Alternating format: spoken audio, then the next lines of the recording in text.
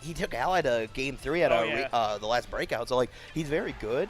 But when he's versing a lot of these NHS kids, from what I've noticed, like looking at their brackets, because I follow it every week, it really looks like he struggles against a lot of the people here and around his level. Yeah, he may just be like more of a momentum-based player. That tends to be the case a lot of the time. Where like, if you can just keep yourself at advantage, it really goes well for you. But if they know how to play around you and your character, because like Little Mac amplifies that, right? It can really like cause some difficulties in consistency. Yep. And let's see. So with Rayquaza versus Joecool, the winner plays your boy. Oh wow. Oh god, that's there's my winners round 2, guys. Gross. All right, but let's get into this. Joecool, Rayquaza, winners round 1. Yeah. Now this is like the only time I've ever not been surprised that Game 1 was on Lylat. You know, after playing Casper at the MSU Weekly or MSU tournament this weekend, I realized that Little Mac actually does pretty damn good on this stage. It's one of his best stages. Yeah, I never knew that. And I guess, like, from what I learned, it's like the platforms are just this perfect height for Little Mac's smash attacks, primarily his up smash, that it just grazes through that platform where it doesn't look like it is there, but it actually is. Yeah, like, a lot of the time the issue with Lylat is not so much recovery. I mean, the recovery affects a couple characters. Like, it can be really unreliable if you're, like, Ness or something. But usually, like, as long as you're more careful, like, your recovery is not going to be the problem on Lylat. It's, like, the way the stage, like, turns, because it can, like, make you slide into shield and make your moves unsafe or something like that. But, I don't think Little Mac like really minds that too much compared to like all the pressure he gets from the platforms. Yeah. And Rayquaza just loves this stage. Like he'll take you to this whenever. And you know what I'm noticing is that Joecool, he's holding his own.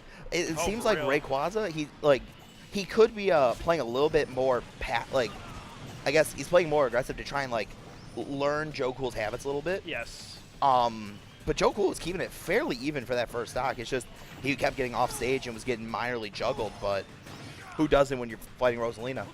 I think Rayquaza is actually doing a good job of like the tempo he has right now, because like sometimes I feel like when people camp Little Mac, they just let themselves miss opportunities, because it's so easy to take one hit really far against Little Mac.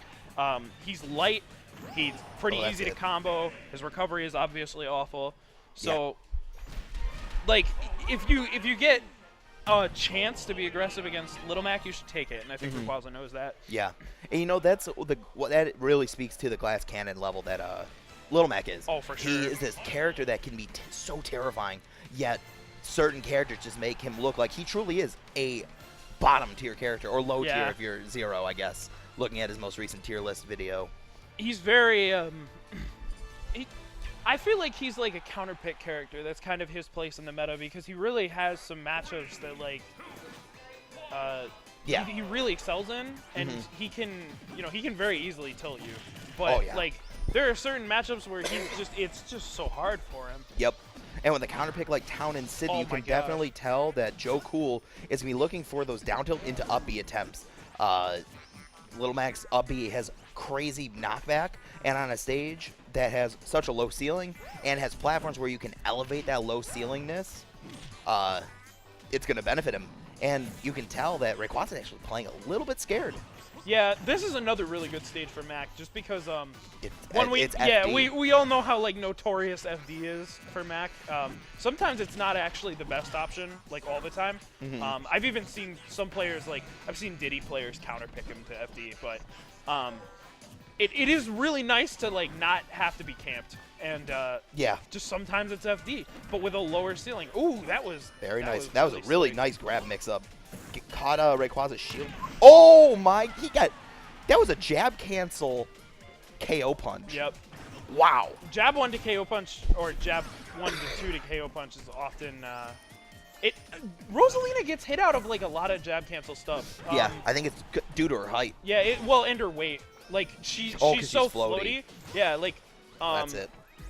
Yeah. All right, Rayquaza bites back instantly. So good. Yeah, you know he was mad. He's like, man, I want to 4-stock this guy. But now he's got to settle with the 3-stock maybe. Yeah. All right, nice forward tilt. Gets him some stage control, but with Luma not getting hit at all from that forward tilt, Rayquaza was able to just jab and reset neutral instantaneously while being in hit stun. So yeah, that's just how RosaLuma works sometimes with like you just have to either like get hit by Luma or respect Luma and reset to neutral. Yep. Uh-oh. Oh, this is bad. He burned his double jump. Down air. Oh, yep.